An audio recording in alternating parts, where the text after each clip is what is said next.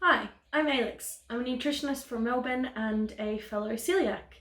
For Celiac Awareness Week this week, I thought I would share a little bit about my journey of being diagnosed and also a few tips about how to navigate the world of reading a food label as a celiac. So I was diagnosed about 9 years ago, and before my diagnosis, I didn't really have any of the kind of common or well-known gut symptoms that you get.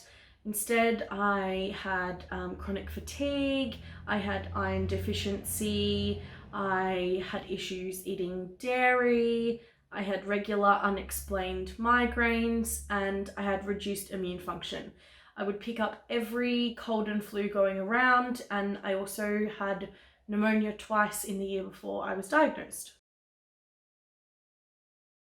Going into the endoscopy, the specialist didn't think that it was very likely that I had celiac disease, but because my mum had been diagnosed a few years earlier, it was more of a precaution than anything. After taking a biopsy though, it was confirmed that in fact I definitely had celiac disease. It was actually only after I completely cut gluten out of my diet that I started to get some of the more common gut symptoms associated with celiac disease. And as someone who never really suffered with gut symptoms before this, it was a pretty big shock. And I now can definitely empathize with people who have been suffering for years and years without any relief from gut symptoms. So what's my top tip for celiacs? Get to know your food labels. And I mean read everything. Almost all food categories can have gluten in them, and even some medication has gluten in it. So the first thing to remember when starting to read food labels is the acronym BROWSE. So this is barley, rye, oats, wheat, and spelt. Regulations for labeling food products as gluten-free or safe for celiacs is different around the world. For example, in Europe, the UK, Canada, and the US, the amount of gluten that can be detected in a food product for it to be deemed gluten-free, carry the gluten-free label, or safe for celiacs is actually quite a lot higher than it is in Australia and New Zealand.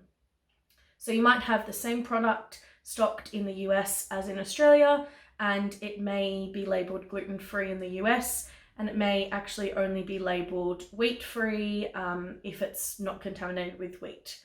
These days, there's quite a few different gluten scanning apps that you can get on your phone, which might help you start to navigate different gluten-free products on the shelves or get to know some different gluten-containing ingredients.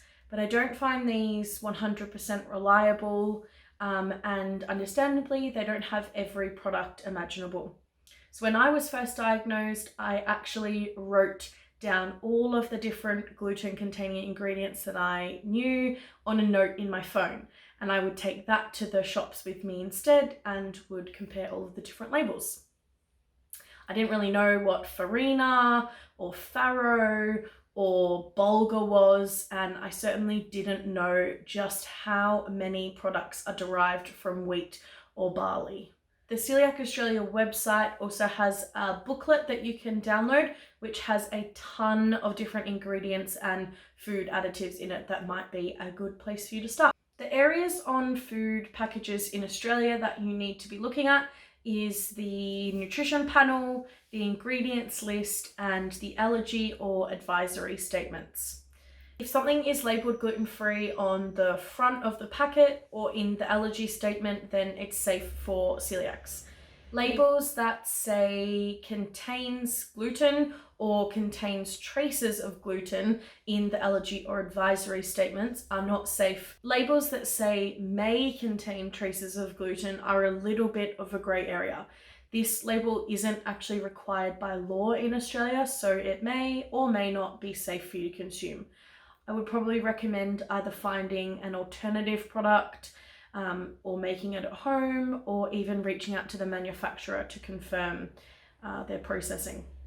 Another good tip here is to join a Facebook group, something like the Free From an Allergy community group, or other sort of celiac awareness groups can be a great tool for you. Some ingredients listed may be obvious to you and others not so much. Things like brewer's yeast or malt vinegar or hydrolyzed vegetable protein, and even thickeners in the 1400 range are not safe for celiacs and should be avoided. There are some wheat-derived ingredients that can actually be safe for celiac. So this is things like glucose syrup or dextrose or even caramel color, because the way that they're processed, the end product has no detectable gluten, or it's under the 5 parts per million gluten required for a gluten-free label in Australia. But sensitivities to gluten are quite individual, so it's probably best that you check in with your health team. Reading different food labels and understanding all of the different gluten-containing ingredients can be really overwhelming and sometimes really confusing as well. But the more you do it, the more you get out there and read them, the better you'll be at it. And in no time, I promise you'll be a gluten detective too. If you're new to the journey or finding it a little bit overwhelming, I'd recommend getting someone on your healthcare team who's experienced in the area, might be a nutritionist, dietitian, or even a GP who's either studied it extensively or a celiac themselves that can help guide you.